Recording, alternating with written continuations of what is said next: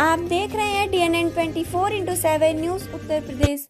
अब खबर यूपी के देवरिया से है। देवरिया जनपद में कनौडिया परिवार द्वारा 7 दिवसीय श्रीमद् भागवत महापुराण कथा का भव्य आयोजन शुक्रवार को जिला मुख्यालय स्थित कसिया रोड अग्रवाल वाटिका में हुआ।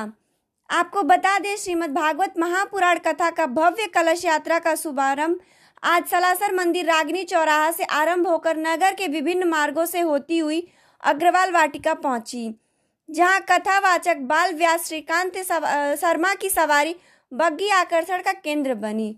भव्य कलश यात्रा के दौरान जजमान मंजू देवी, संजय कनौडिया व समस्त कनौडिया परिवार सहित सैकड़ों श्रद्धालुओं की सहभागिता ने माहौल को भक्तिमय बना दिया। आपको बता दें, 7 दिवसीय श्रीमद् भागवत महापुराण कथा आज 4 अप्रैल दिन शुक्रवार से प्रारंभ हुई, जो 10 अप्रैल को हवन पूर्णाहुति के बाद महाप्रसाद वितरण के साथ समाप्त होगी। कथा प्रतिदिन दोपहर 3 बजे से शाम 7 बजे तक चलेगी।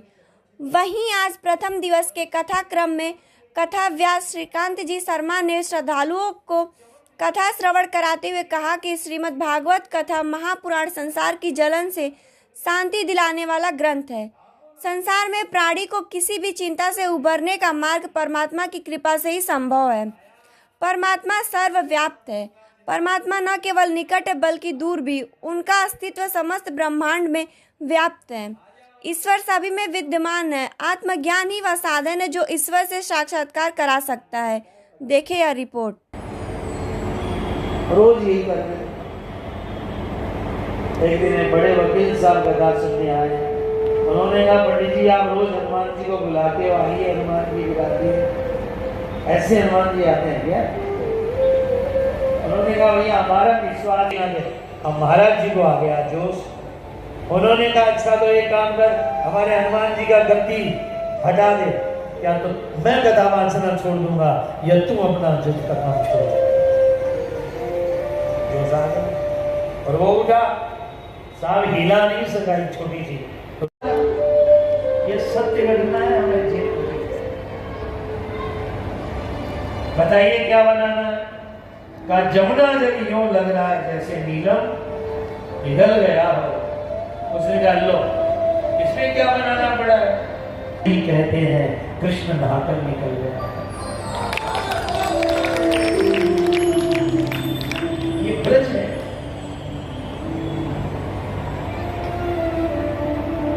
वृंदावन की बराबरी करेगा तू। भक्तिमान नृत्य कर।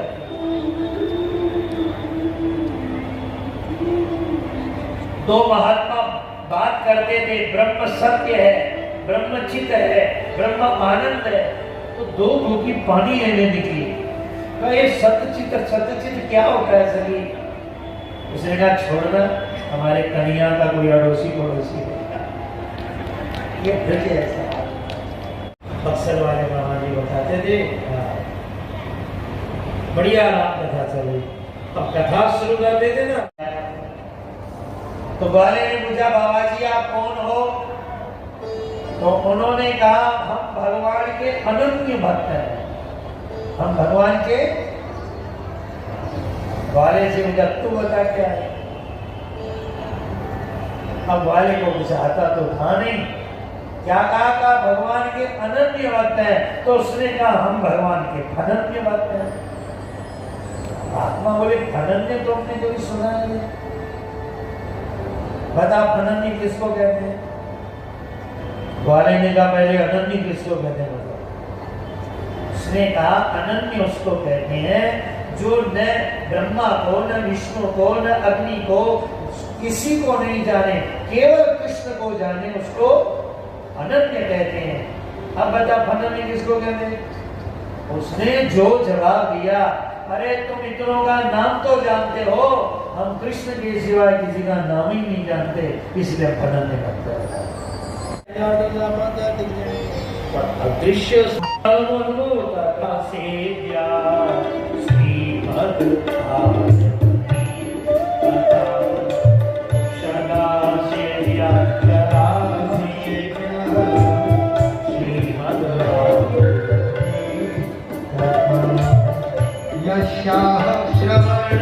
मात्रेण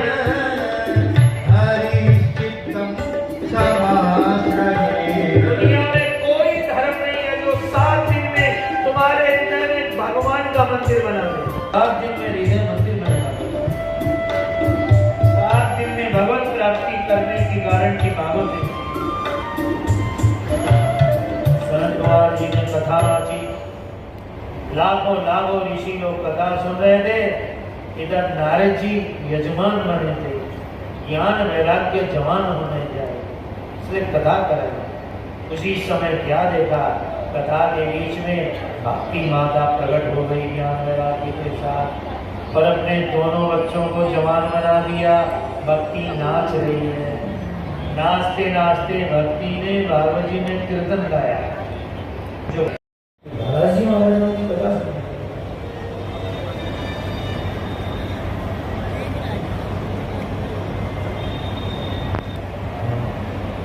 सुतस्य शाकलो मृगंडपुत्रा त्रिजविपरा।